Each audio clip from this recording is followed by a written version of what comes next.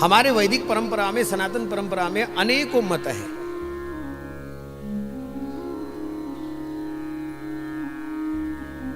द्वैती मत है, अद्वैती मत है, द्वैताद्वैत मत है। कोई जगत को सत्य मानता है, सत्य को जगत की, सत्य को परमात्मा की लीला मानता है, ब्रह्म सत्य जगन मिथ्या इस प्रकार का मान लेता है।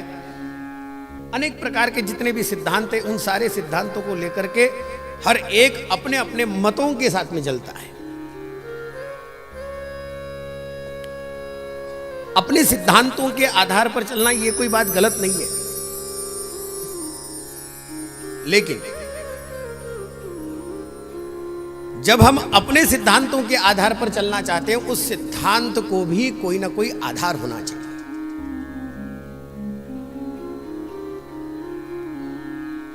देखिए, मन के अनुसार चलना अलग बात है, सिद्धांत के अनुसार चलना अलग बात है। थोड़ा सा 2 मिनट के लिए एक एक व्याख्या को समझ लीजिएगा।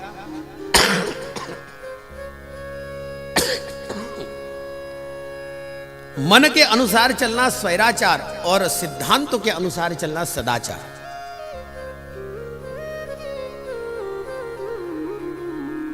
हमारे संतों ने एक महत्वपूर्ण बात यहां तक ऐसी बताई है, जो अपने मन के अनुसार चलता हो वह स्वैराचार करता है, और ध्यान में रखना, स्वैराचार करने वाला फंसता है।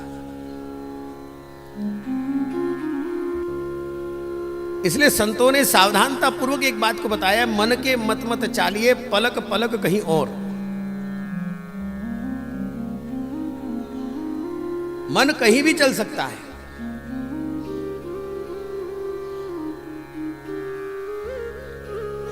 उपवास के दिन भी गुपचुप खाने की इच्छा होती है,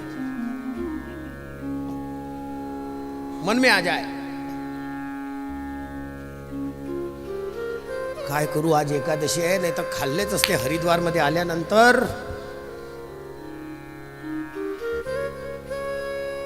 लेकिन मैं कथा में आया हूं, इसलिए मुझे बाहर का बिल्कुल वर्जित ही करना है और अपनी साधना को सिद्ध ही करना है। यह सिद्धांत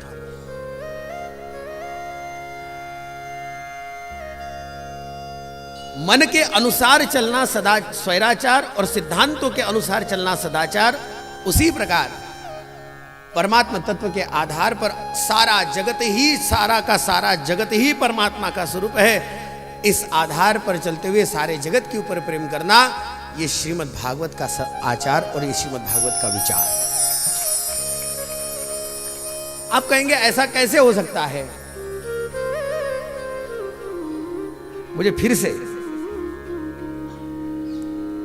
संत श्री गुलाबराव महाराज जी का एक ही पद केवल ध्यान में आता है। गुलाबराव महाराज ने श्रीमद् भागवत को मंगलसूत्र माना है। माझ्या गळ्यातलं मंगळसूत्र म्हणजे श्रीमद् भागवत।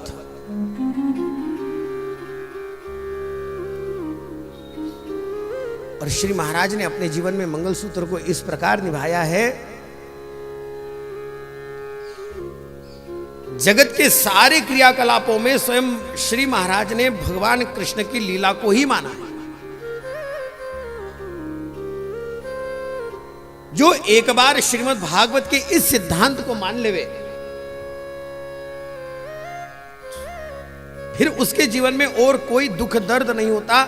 ऐसा समझ लीजिएगा कि उसके जीवन में ज्ञान भी नृत्य करता है और वैराग्य भी प्रसन्न रहता है। अरे यही तो बात है।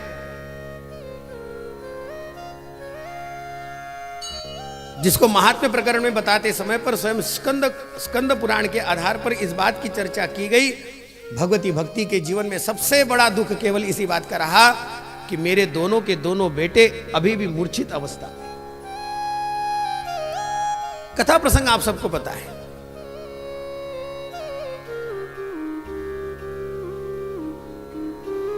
अपने बेटों को मूर्छित पाया और स्वयं एक संत का दर्शन हुआ तो ब्रजभूमि में यमुना जी की तट पर भगवती भक्ति ने नारद जी महाराज को देखा। भो भो साधु क्षणम तिष्ठ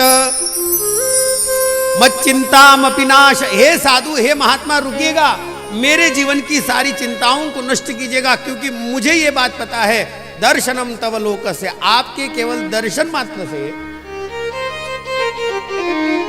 जीवन के अनेक कलाप नष्ट हो जाते हैं, जीवन के अनेक दुख नष्ट हो जाते हैं। किसी संत का दर्शन जीवन के दुख को दूर करता है।